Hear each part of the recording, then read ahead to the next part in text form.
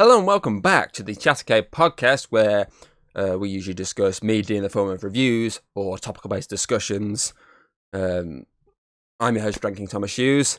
Obviously, this is one of my solo ones since I gave Carl the time off until after Christmas, and my current plan for him to come back will probably be 2 back-to-back ones, but we'll see when it comes to it. Today, though, is not the planned movie review I was going to do. It is still movie-based, but not just movies, also TV and video games. So I'm going to be going from my top 10 video games, movies, and TV shows of 2023. Obviously, we do have the awards at the end of next month, which will essentially have a lot of these in. So you kind of be seeing where a lot of my votes will be placed based on what I'm going to be saying today. But of course, the difference with this and the awards is this is my personal opinion. The awards is ones I've put forward, and obviously everyone else can vote on. So that's kind of everyone's opinions. It's solely mine. Obviously, my opinion would differ to a lot of people. Obviously, for example, the movie one, I kept track of all the films Hayden's watching me over the past year, and hers are so drastically different to my top 10. But that's people's opinions for you. But yeah, I'm currently wearing a very festive Star Wars hat, but the least festive t-shirt.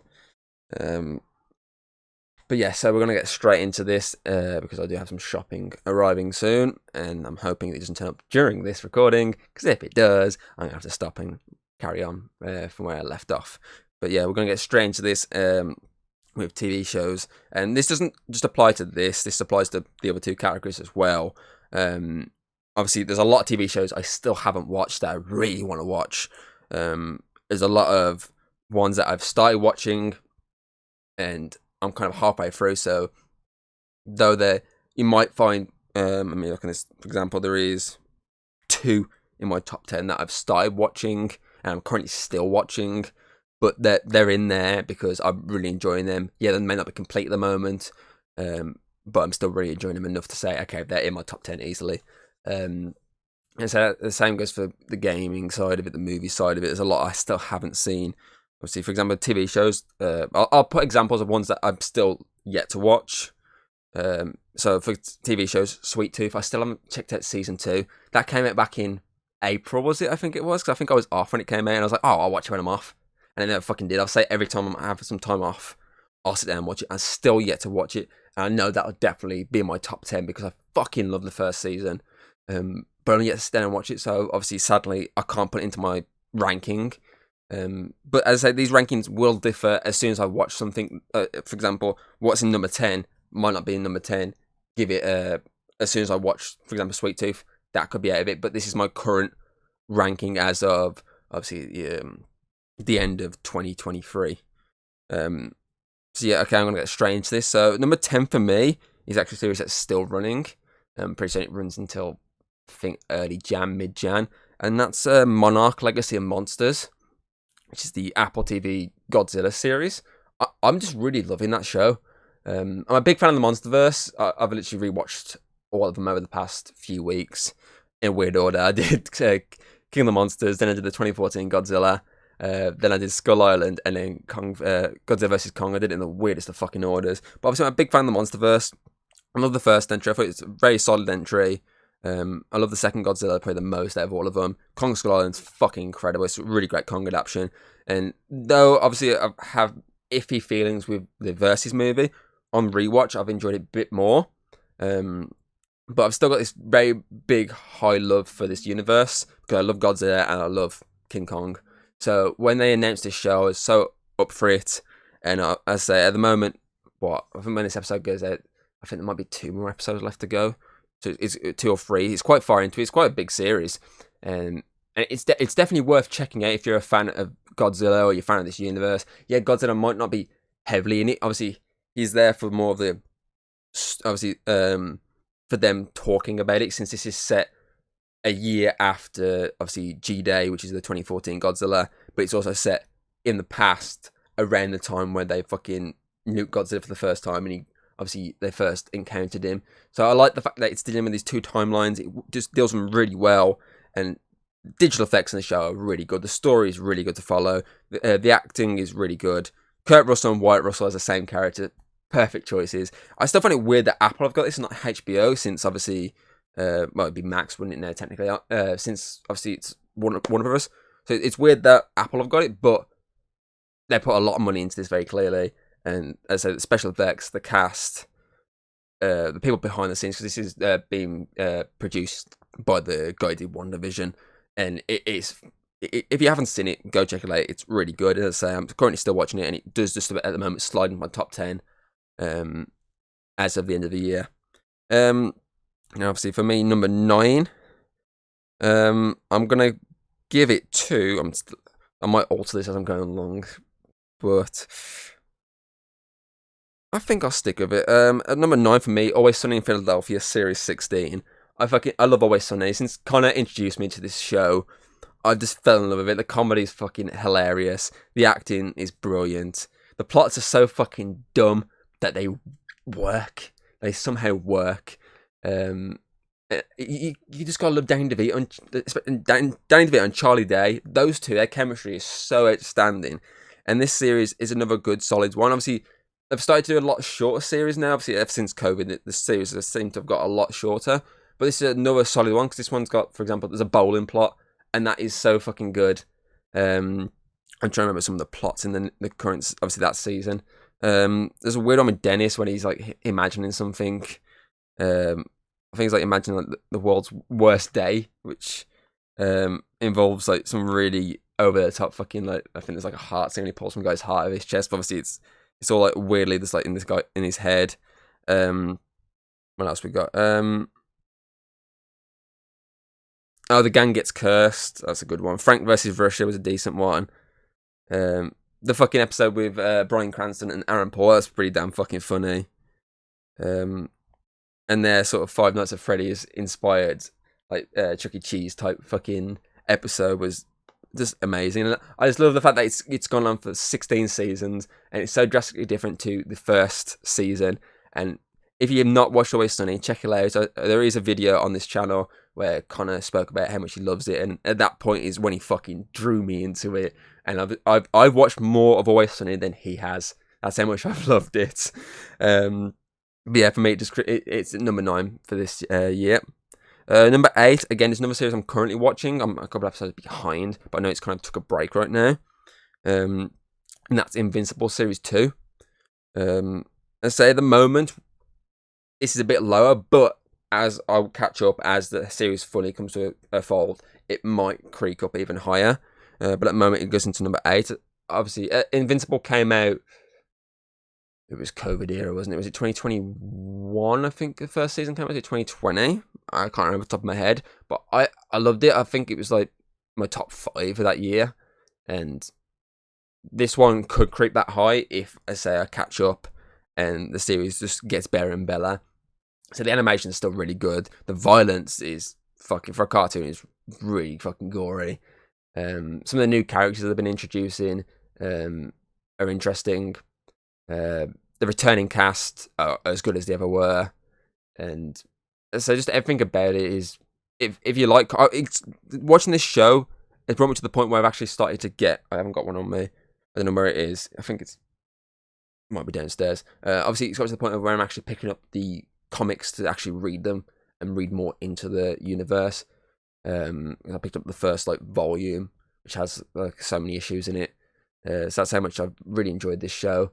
And I say I can't wait to carry on watching this, and I can't wait to see where they push on with this, because I said this, and obviously we had the Atom Eve special this year as well. That it's great that Amazon are expanding a lot of their universes, especially their comic book universes, since we've got the Boys expansion, and we've also got now Invincible expanding even further. So yeah, number 7 is another Amazon animated series. There's another one I'm still watching. I'm a couple of episodes left on it, I believe. And that's Legends of Vox Machina Series 2. Me and Hayden kind of... I had it on my list for a while, the first season. I just never got around to watching it. And me and Hayden finally sat down to watch it. Was it this year or end of last year? I can't remember off the top of my head. But we sat down to watch it, and we both really enjoyed it, because obviously we're both big fans of D&D. So we're very much into it. Obviously, I know she has watched some, obviously, of the Critical Role stuff, so she's definitely was hyped to watch this show, and we really enjoyed the first season, and we jumped straight into the second season. But as I say, we got a few episodes to watch. I'm about halfway through, maybe just over. Can't remember. Again, it's been a while since I sat down and watched them. But again, the animation's really good. The stories are really good. The cast are fucking hilarious. Amazon definitely have another win in the animation column with this show, and we're both looking forward to them again. Just with like Invincible expanding this universe, because obviously they've signed like a huge deal with obviously Critical Role to do more adaptations of their campaigns. So we're definitely looking forward to seeing where they go with these other ones, and we're obviously looking forward to see where they go further with Vox Machina. Just realised I fucking missed one. Number 6, Castlevania Nocturne. The continuation of the Castlevania series, obviously in its own spin-off, set decades later. It's the latest in the Netflix anime adventure, and it's another. I love Castlevania, so obviously Nocturne was right up my alley, and I watched it pretty much over 2 days, I think it was. And it's so good. It's such a good continuation. Happy when they announced they're doing another series. And to be fair, I'd like to see more spin-offs down the line, focus on other characters in different settings, because it's a nice change of pace with its setting and obviously its new characters. So it'd be cool down the line if we get more of this. But we'll see. Obviously, it depends how well season 2 does when it comes out. Because I know obviously they're doing like Devil May Cry and stuff like that, and Terminator, a lot of more animes now. So it'd be cool to get more Castlevanias, telling more stories that we haven't seen yet, and even stories set within the big story we've already seen in the old series. Like we could get like some new characters, and just this is going down while this main story is going down. That'd be pretty cool. So yeah. What else we got? Okay, number 5 is something that again was very high up with Series 1, and I think Series 2 was quite high up in my rankings when they came out, and that's Only Murders in the Building. So this is in its 3rd season. This is the one that introduces Paul Rudd, and I mean, it's Paul Rudd. What can't you love about Paul Rudd? He's so good in this. Obviously, he plays a character that is both is hilarious, but sometimes also very much an asshole. But he plays the character so fucking well. That's a shame that we're not going to get any more of him after this series. And I do hope when they go and have these, obviously continue this show on, because obviously the ending of this series sets up to the next Series 4. I'm hoping they add like more sort of big guest stars. Like I hope the big guest stars in the future are their sort of murder case, because it worked really well with the series with Paul Rudd and the flashbacks, the hallucinations with him. Obviously, they had a really big star. What's the fucking name? I can't remember now off the top of my head. But they added more big stars into this series. So I'm hoping as they go along with this show, if they keep making more and more, that they do the same sort of idea going forward, because it was definitely right. And obviously the whole them trying to make a musical production and it being cursed because there's murder and shit like that it just helped sell this series even more. And I can't wait for Series 4 to come out. I'm hoping it's next year, but with the writer strike, who knows what fucking happened. Writer/actor strike, who knows what's going to happen in the fucking next season. But still, it's definitely one of my favourite like Disney Plus shows that isn't like comic book based or Star Wars based. So yeah. Okay, so number 4 for me, obviously, then goes into this Star Wars based one, is Mandalorian Series 3. I know this series was very controversial. A lot of people, a lot of audience hated this season, but I found it as good as the previous 2 seasons. It was a good expansion of story from the last 2 seasons. It definitely leaves you a place where they can end it and go on with other stories for other people, but at the same time they can also continue Din Djarin and Grogu's story going forward. And obviously with Ahsoka obviously coming out this year as well, which I will say is in my top 20 of the year. It just sadly doesn't make the top 10. Star Wars on Disney Plus has, for me, picked up compared to the year when we had Obi-Wan and Boba Fett. 'Cause obviously, though I enjoyed the back end of Boba Fett, it struggled early on, and Obi-Wan wasn't the best. It's definitely these new obviously new adaptations they're doing right now. Obviously, Andor, Ahsoka, Mandalorian, it's continuation. Obviously, they're doing a lot better for me than obviously when it was this Obi-Wan, Boba Fett kind of going at it. So I'm definitely looking forward to a 4th season of Mandalorian if it happens. And I'm definitely looking forward to see if they expand upon a lot of what they've added into this, not just necessarily in Mandalorian Series 4, but in other spin-off shows, because obviously they can technically do a Bo-Katan spin-off, and it'd be interesting to see how they expand upon her in that from where she's at in this. And then obviously, as I say, I'm very happy where Star Wars is on Disney Plus. It's definitely, obviously it started good. It dropped off a little bit with those 2 other shows, but it's definitely picked up enough. I'm hoping, obviously, next year when we get the Skeleton Crew, I think it is, and Acolytes, they're just as good as the ones we've had this year. And just roll on whenever Andor finally comes out, which I think is supposed to be 2025 now. Okay, so number 3 for me this year is What We Do in the Shadows Series 5, the last but one series of the show, because obviously they announced not long ago that Series 6 is going to be its final outing, and for 5 seasons, this has just been solid fucking comedy. It's so hilarious. The cast is perfect. The writing is spot on.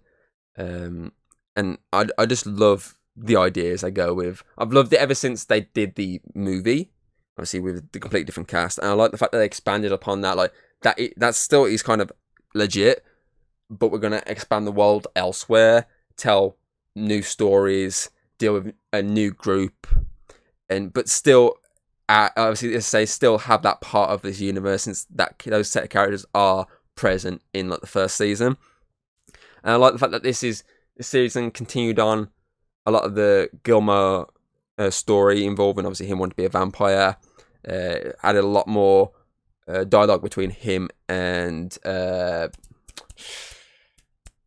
what is his name? Matt Berry's character. My favourite fucking character. It's not Nandor. Nandor's the other guy. Obviously, he's an actual vampire master. Why is his name escape me? I hate that when you're fucking trying to think of something and the name, it's so obvious that it just disappears from your brain. What We're Doing in the Shadows. Laszlo, that's it, Laszlo. Obviously his character's interaction with Gilmore, there's a lot more of that in this series, and their chemistry works really well. There's some generally really good episodes. There's some fucked up scenes. I mean, the scene with Colin Robinson's head on the back of Najee is just weird, especially the weird sex scene they do. It's just fucked up, but it sums up What We're Doing in the Shadows. And I can't wait for Series 6, which I'm hoping is next year. But again, just like Only Murders, that strike could have affected it to the point of the final season could be a following year. Or as I was hoping that maybe, because usually it's the summertime, it gets pushed. To be fair, for me, more likely, especially in the UK, more likely would be 2025, because we don't get it until it's all on Disney Plus, which has been November the last couple of years. So if fucking my son is due in the next hour, obviously if it keeps that routine and it does get pushed back, then we probably won't see it to 2025 anyway. But fingers crossed we get it next year. Especially since it's the last season, and I can't wait for it. Okay, then, so number 2 for me is The Last of Us Series 1. Spoke about this heavily on the podcast early in the year with Hayden, how much this show adapted the game so well. There's stuff they missed, but they adapted a lot of it. They stuck to the source material so hard that though they only detoured a couple of times, it still didn't affect the overall quality of the show. The HBO budget behind it was fucking what it needed. The cast was so great. I'm not going to get too much into this. As I say, if you want to actually hear us talk about it, I'll put it in the description below. The actual podcast we did on this, where we reviewed it. And say it's just an outstanding show. I've literally it's just before I started, my Amazon delivery turned up and it was the first season, so I picked it up on Blu-ray because I'm going to try and rewatch it in the new year, because that's how much I loved it. So number 1 for me, I kind of mashed these into one, because obviously it was part 3 and part 4, but I kind of just mashed into one. It's obviously Attack on Titan, the final season. For me, these last 2 chapters, were just phenomenal. The animation was just incredible. The story ended so well. I've obviously never read the manga, but obviously I know it's pretty much very similar ending. If not, it is the exact same ending. But it ended so good. Like, the action was so great. The heartbreak of a lot of the characters from them having to take people down that they loved. Just watching a lot of these characters that you've grown up with over the past, what came out in 2013, like just over 10 years. Well, it would be 10 years. Having to watch these characters that was it 2013? I can't remember. It's been fucking that long. Having to watch these characters obviously come to an end. It's sad, but it's a fitting end for a lot of these characters, and obviously just the end of the story overall. Obviously, they end in a way that they could technically somehow expand upon the story, but we'll see if they do or not in the future. But either way, it was a perfect ending, and that's why Attack on Titan for me is my favourite TV show of 2023. Okay, moving on to gaming. This is the one I might change stuff on the fly. I'm changing one instantly right now as I'm talking. And that's what actually goes into my top 10. I've just dropped. I originally had Payday 3 just about making into my top 10 because at the moment I played. Actually, I might drop it even more. Yeah. I need to play some more of it though, so I will say that this is just for now. Okay, so for video gaming, there's many games I still want to play. I still need to play Iron Man 2, so that's why that sadly won't be in this list. I'm hoping I'll finish it I'll actually check it out before the rewards, because then we can put it in there, but if not, we'll have to figure out something else to do there. So yeah, I'm going to go straight into this. Number 10, just about creeks in, is Starfield. I haven't played a lot of it, but what I did play of it, I did enjoy. I liked the ship stuff. I like the customization you could do in it. So I just need to sit down and play more of it to get further into the story, because I haven't played that much of it, but I've currently got a lot of games that I'm currently trying to sit through, so I'm probably not going to get through to sit down for it for a while. But what I did play when I first played it, I played a couple of hours of it at least. I enjoyed it. The graphics are decent enough, and it's basically it's just a you run the mill Bethesda game in terms of like similar to Skyrim mechanics, but obviously in space. So as I just create, I haven't played enough of it to give a full like opinion on it. But as I say, for now, it just about creeps to my top 10 above some of the other ones that I will say are on here. Okay, so number 9 for me is Super Mario Bros. Wonder. Again, I haven't played enough of it, so I'm not going to put it any higher than 9. I'm currently still sitting through it.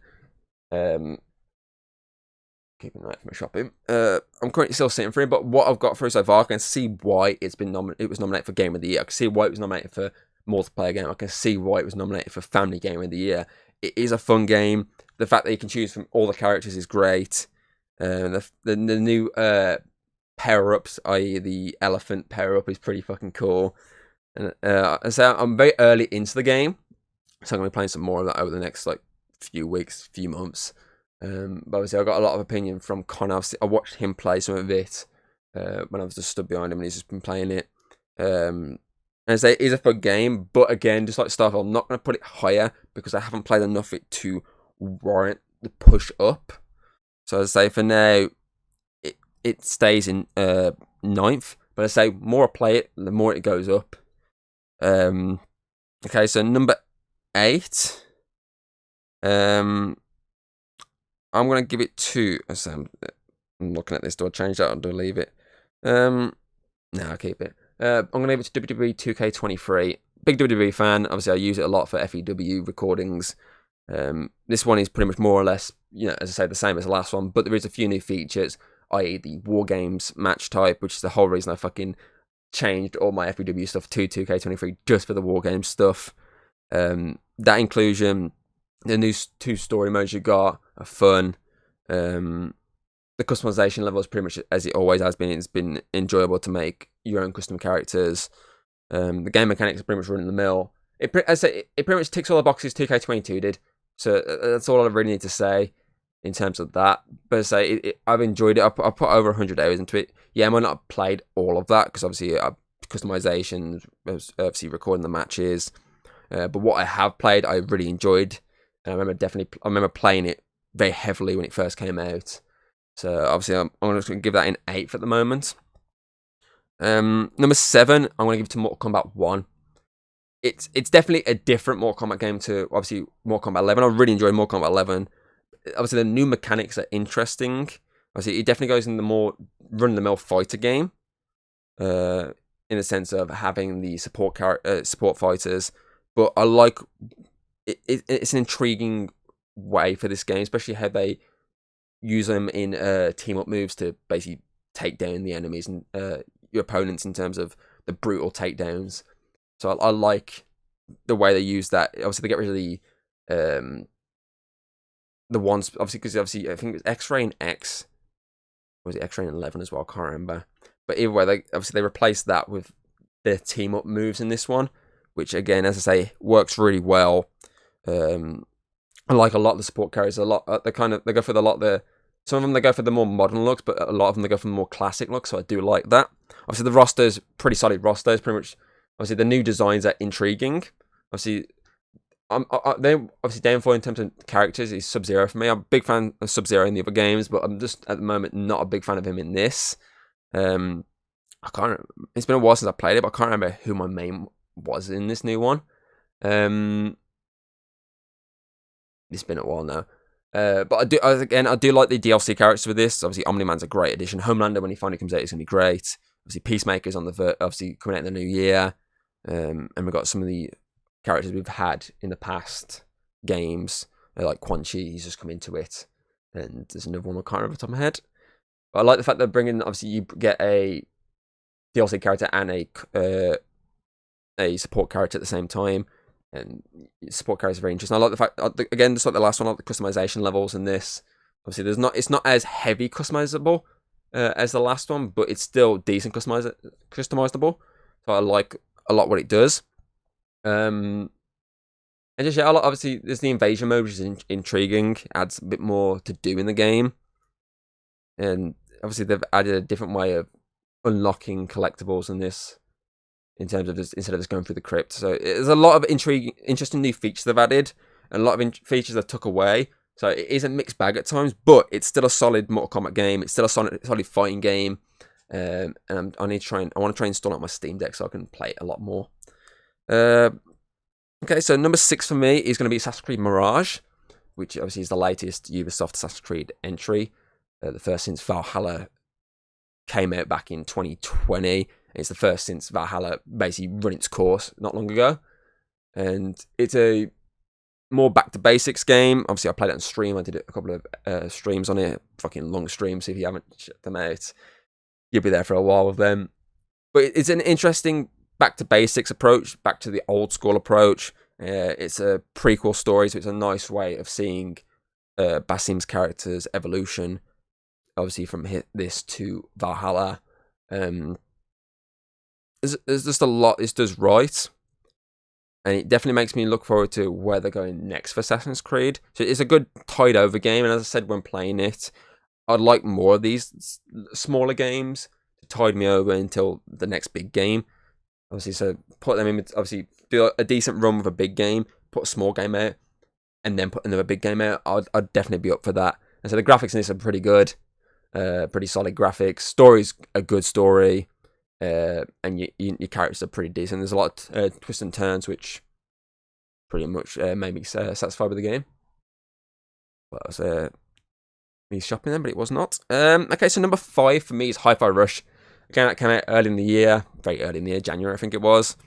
Yeah, it came out on Game Pass, and it just shocked me how good it was. Obviously, kind of pointed me in its direction. I was like, I'll give it a try, and I got addicted to it over a weekend. I love the music. I love the animation style. I love the little story. I liked its gameplay. Utilizing obviously the sound more heavily into its combat is really good. I would like to sit down and play it at some point. I'm happy it did pick up an award at the Game Awards because it deserved to pick up something. Okay, number 4 for me is Star Wars Jedi Survivor. Obviously, the follow-up to Fallen Order, and this came out back in March. Was it March or was it April? It got delayed, didn't it? Yeah, it got delayed. It got delayed till April, I think it was, actually. Ignore me. And it's pretty much, if you like Jedi Fallen Order, you're going to like Jedi Survivor. It ticks all the boxes again. There's a lot more customization in this to that one. Its story is solid. Its cast is great. If you're a big Star Wars fan, you need to check it out. It's so good. It's a big game, I will say, in terms of space. I checked mine's like 130 odd gigs. It's like the biggest game I've fucking got on my Xbox. But I definitely want to go and replay it at some point in New Game Plus, because I want to try and get some of the achievements in it, and I do want to sit through the story again, because I liked a lot of what the story went. I like the Darth Vader fight you get in it. I like the betrayal angle that's in there. There's a lot of story choices that the game does right, and that's why, for me, it goes into number 4. Right, let's try this again. That's my shopping fucking sorted. Where did I get up to? I was talking Star Wars, wasn't I? Yeah, obviously, it's pretty much an updated version of Fallen Order. It runs the exact same. Obviously, when it first came out, there's a lot of issues with the obviously just glitches and shit. But I think they may have fixed them by now. I mean, realistically, they should have. It's almost what I say. It's got like 4 months away from its fucking full year being out, so it's kind of been fixed by now. But yeah, so yeah, as I said, I can't remember what this was on about it, so I'm just gonna jump straight onto the next one. Number 3 for me is gonna be Resident Evil 4, the remake, the latest remake from obviously Resident Evil. Obviously, I played at the very start of the actual original Resident Evil 4. Never got very far into it. For some reason, my controller was just not having it, so I kind of just gave up with it. But I saw a lot with this one. I liked the look of it. I was like, okay, I'm probably going to jump into this one, and I did. Really enjoyed it when it came out back in March. I was pretty much glued to my screen playing it. I've just started playing the expansion, the Separate Ways story. I've done the first chapter, but again, it's probably going to be a little while before I actually sit down and play it, 'cause I've got too many games I'm trying to play right now. Regretting playing so many fucking games at once. But still, obviously, the graphics of the remake are fucking great. I like the story of Resident Evil 4. Like, it's less zombies and more. It's like the parasite is pretty cool. Leon is like easy my favorite fucking character. I love Chris, but I'm starting to fucking love Leon a lot more, especially after this game. And it definitely makes me kind of want to play the other 2 remakes, but at the same time, I've seen the gameplay, and I know it's a bit different to this one. I'm just like, don't have the balls to sit through that. We'll see, but yeah, it definitely Resident Evil 4 comes into 3rd place. As I say, not just because the base game, but also the fact that the Separate Ways is a nice little additional story. And I know it's a remake of the extra story they did on the actual original game. So yeah, definitely for me, it ticks all the boxes for a horror fan. And I say I struggle with horror games a lot of times, but it was just right for me. So it definitely goes high in my ranking.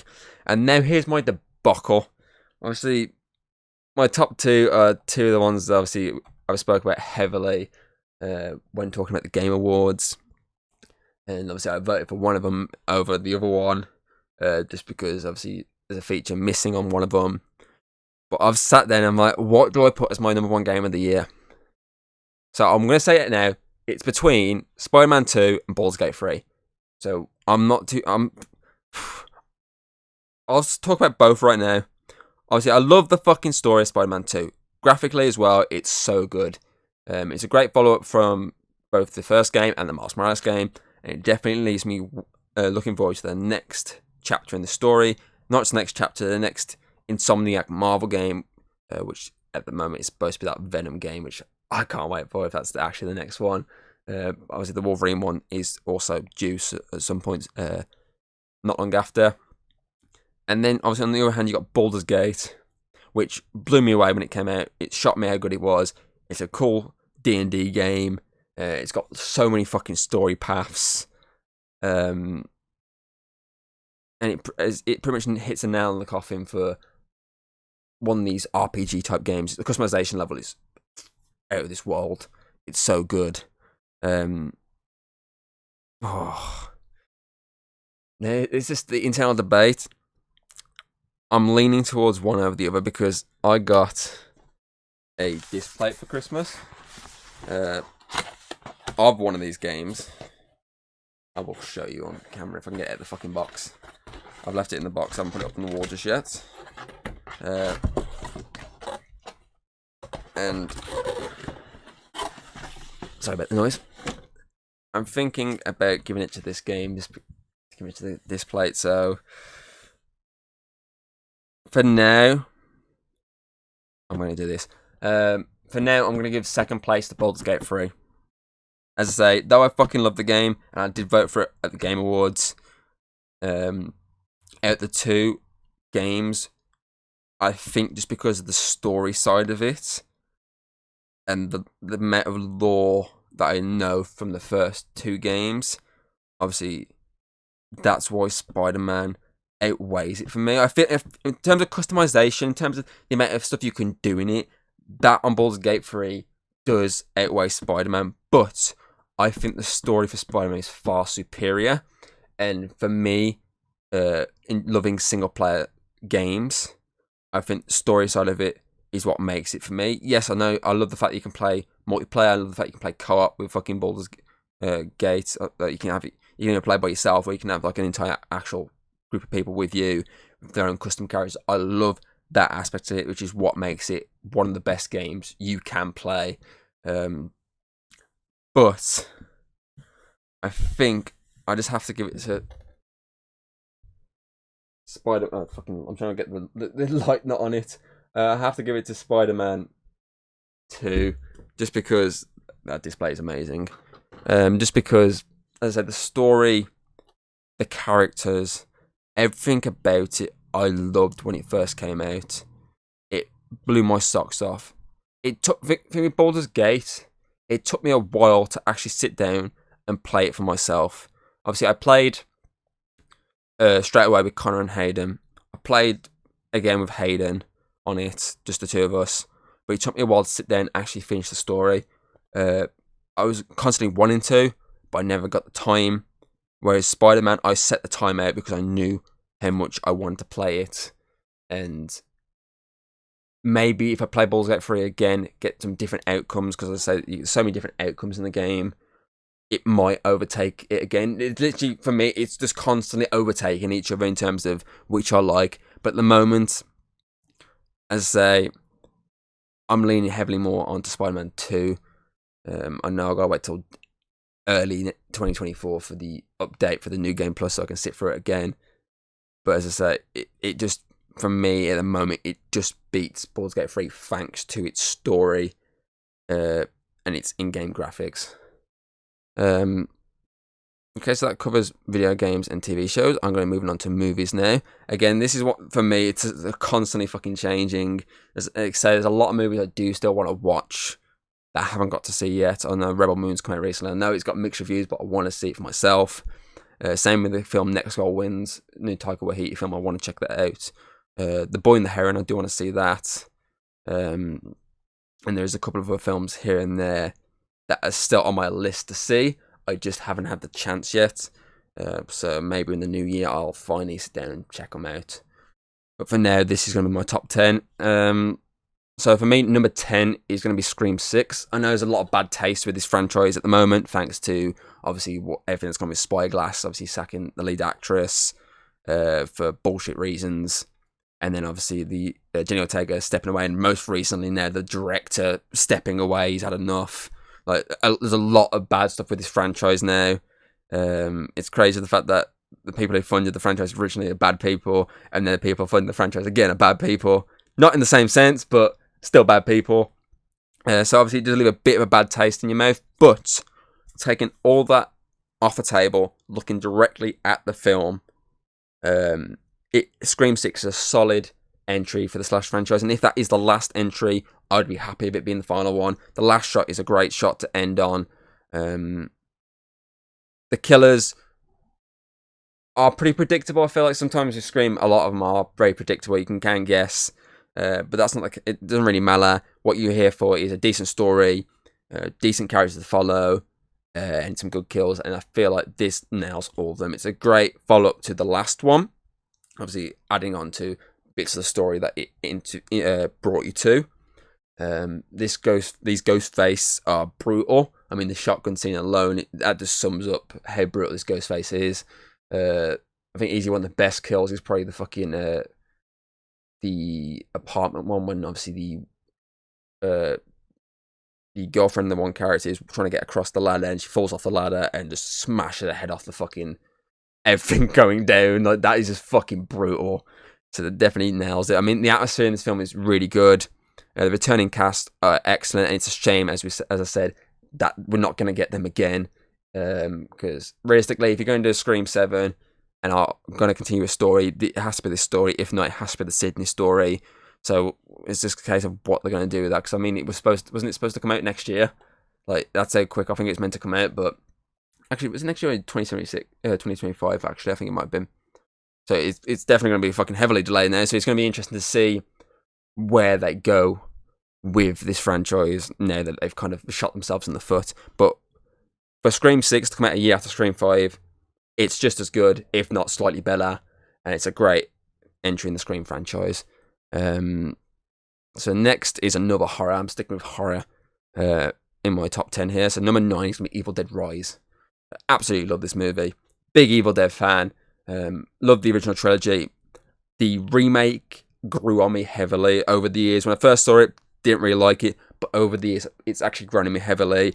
The TV series, fucking love it. Bruce Campbell, legend. So when they announced they're doing another one, I was like, okay, I'm up for this. I know Bruce Campbell's given it his blessing. Obviously, he's a producer on this. He's heavily involved in a lot of the sort of before the movie came out in terms of talking about it. So I was up for it. Trailers come out and they look quite interesting, intriguing. I like the fact they've took the setting now from the run-of-the-mill log cabin, which we've had for how many ones. I know, obviously, Evil Dead kind of took it into a new sort of place. Same with, obviously, Army of Darkness. He took it to some new places, but it's the first time it's been more of a in the middle of a city. So that's new, and I think that's what helps it work. The family dynamic works heavily, because this franchise has always had a family dynamic at some point in its story. Another remake, obviously, the brother and sister. Really, the first one had the brother and sister plot as well, with Ash and obviously his sister. So it's nice. They get this whole family dynamic. Obviously, the mother, of 3 kids, and then her sister involved. Obviously, you also got they're dealing with obviously this deadite situation. Obviously, the people that have also trapped in this building are dealing with it, and it's literally the story of them trying to get out of this building alive from their mother who's possessed by a deadite. And so the story is great. The gore is fucking phenomenal. I mean, some of the moments make you squeal like, ooh. And it definitely makes you go, okay, I would be interested to see where they take it, because it obviously ends going kind of full circle back to the start of it, since it starts and then kind of goes back so many days. So obviously it goes full circle. So it'd be interesting to see a continuation from that first opening sequence, which is fucking crazy, and like the scalper scene is like, fuck me. It'd be interesting to see a continuation of the story from that point. But the practical side of this is they've done so good with the practical side. I love this franchise because they always tend to go practical, and it nails the practical on the head again. Like, it's the case of you looking going, that's brutal. I know there's like, I think they broke like a record for the amount of blood they used at one point, because there's a whole like elevator scene, like very Shining-esque, that is fucking, when obviously the blood comes out, it's like so much, you're like, what the fuck, how the fuck they got that much fake blood? The full monster transformation at the end is really like fucking weird and fucked up, and it works to give you a solid finale, because it's structured very well. You get the instant, brings you into this universe like, fucking hell, this is Deadites. It's maybe because it keeps fucking falling. Obviously, then slows down to introducing new characters, slowly builds you up to them getting the book. Then you've got the claustrophobic cat and mouse situation of possession, and slowly one by one these people are getting picked off. And then you've got this big finale of them dealing with like a massive monster. And that's kind of what you want from an Evil Dead type movie is that kind of structure, and this does it really well. It's written really well, and it just does everything you want from a horror movie, especially an Evil Dead movie. So I'm definitely interested in a sequel, and say either a continuation from the start, or just like this, its own unique story. Because obviously they do mention, if I remember correctly, 3 books of the dead. So it'd be interesting if obviously Ash was linked to the first Book of the Dead. This is the second. And then it'd be pretty cool if there's like a third book. Obviously, someone else has to deal with that one. So, as I say, it'd be interesting where Raimi, obviously he's producing all these now. We see where he pushes this universe even further, because he's made a decent chunk of money, just like Scream did. Fuck off. I don't give a shit. Stop fucking vibrating.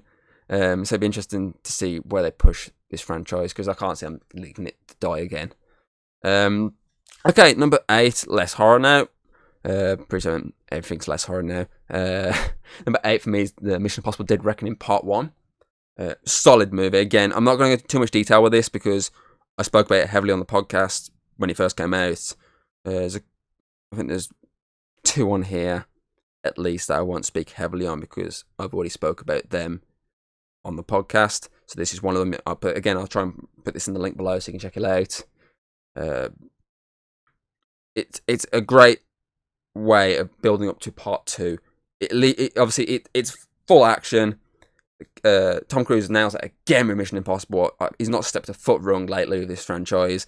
It does obviously build up into part 2, and it makes you want to know where this story is going to end. Because if part 2 is possibly going to be its last act, it's definitely left you wanting to see that last act. That's all I'm really going to say on this one.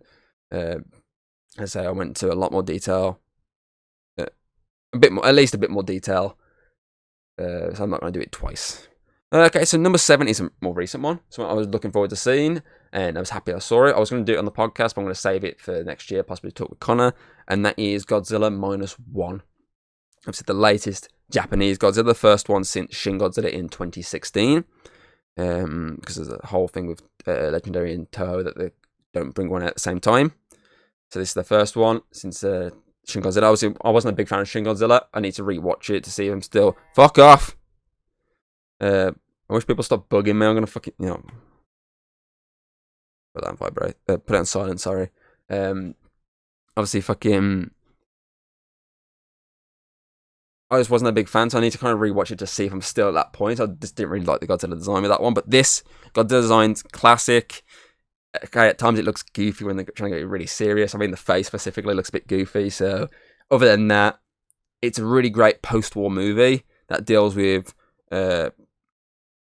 basically Japan having to deal with the aftermath of the war, then Godzilla attacks, and it's just them trying to deal with Godzilla. I mean, the opening for this movie is so fucking good. It's one of my favourite openings of the year by far, because you get to see the monstrous younger Godzilla, and even Hayden said that Godzilla is just scary as fuck.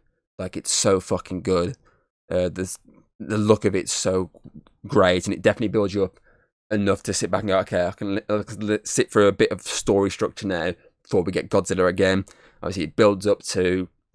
Obviously, when you get to see a slight nuke happen and then giving birth to the bigger Godzilla, and then obviously with all this family drama going on, it eventually leads into them encountering Godzilla before finally him attacking and the city being just destroyed and having to try and figure out a way to stop this monster once and for all. And as I said, the practical side of this is so good.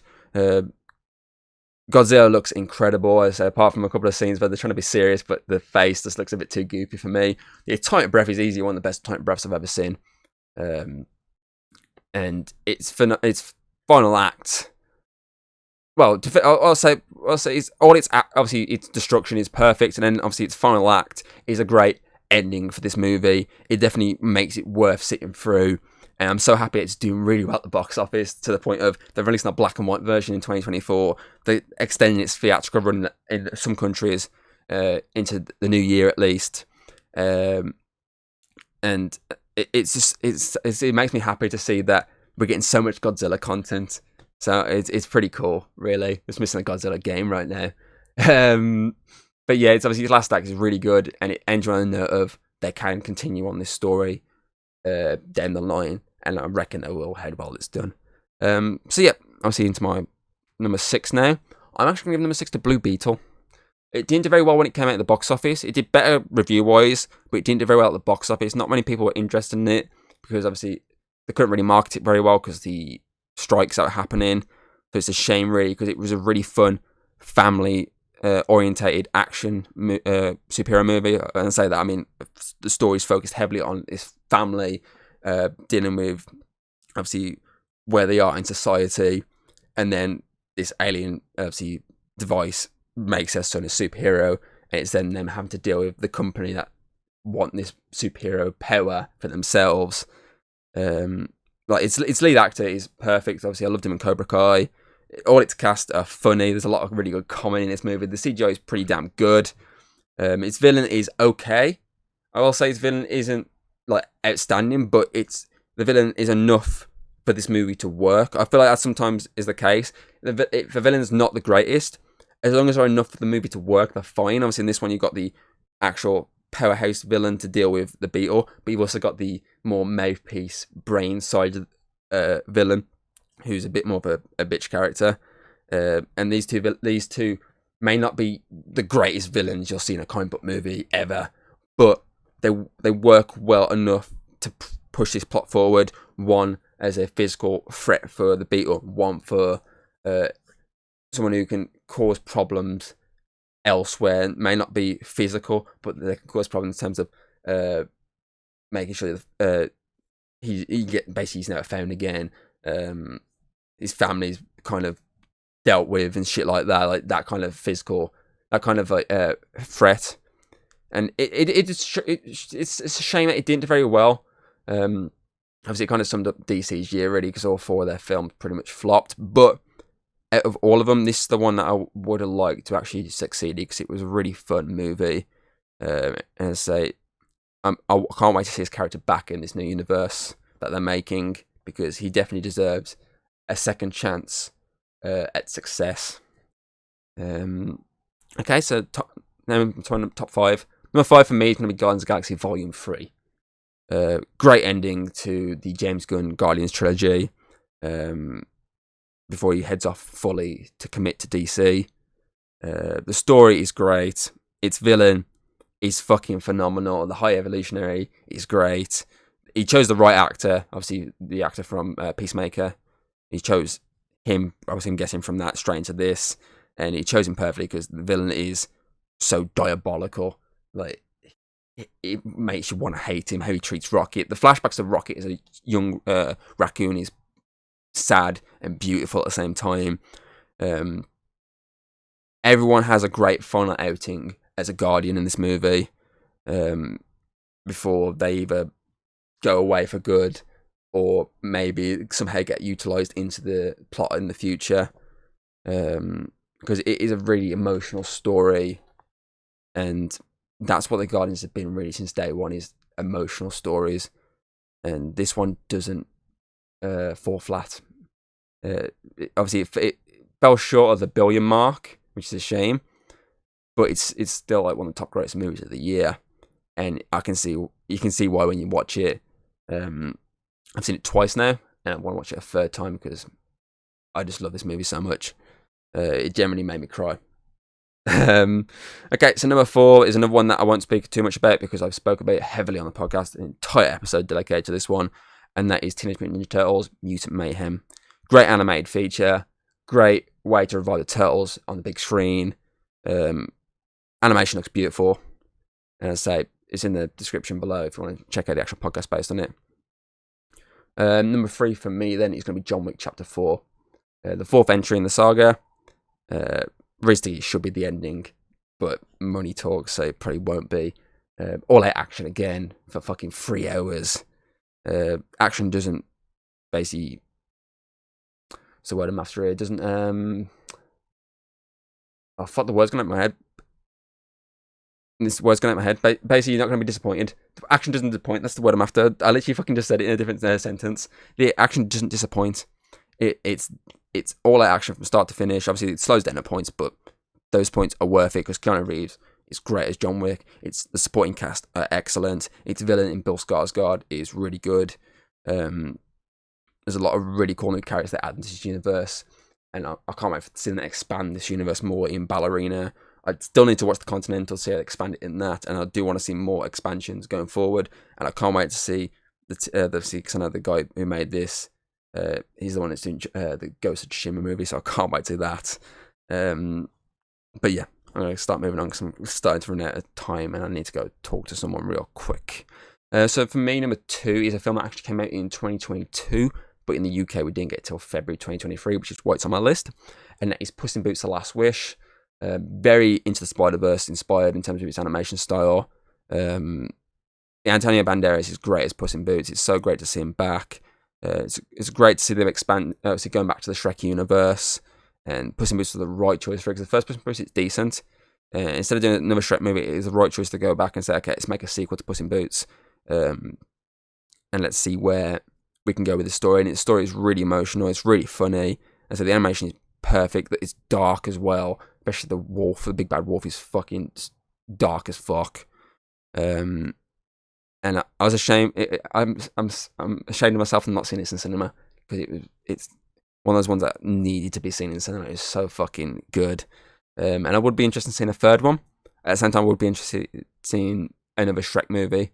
But I feel like I like seeing another Puss in Boots just because it would stick with this animation style rather than the Shrek animation. But we'll see what happens, because I say this did really well.